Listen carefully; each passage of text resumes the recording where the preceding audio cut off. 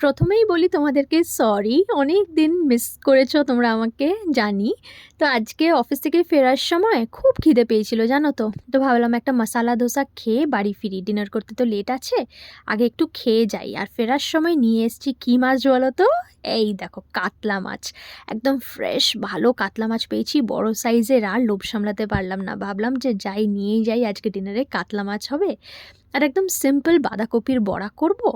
আর তন্ময় আসার সময় ও বলল যে পালং শাক নিয়ে আসছে, তো বললাম ব্যাস হয়ে গেল। ও বলল যে পালং শাকটা ও রান্না করবে, বাকিটা একদম সিম্পল আর কি আমি রান্না করব। তো এইভাবেই কাটছে গো আমাদের দিনগুলো। করা হবে ওই জন্য এই যে বাঁধাকপি, এর মধ্যে পেঁয়াজ, ধনেপাতা, বেসন এইগুলো আছে আর কি, একটু হলুদ আর একটু নুন, এই দিয়ে বাঁধাকপির পকোড়া হবে, সাথে মাছ ভাজা। আর ওই যে ওইদিকে তন্ময় বানাচ্ছে পালঙের তরকারি।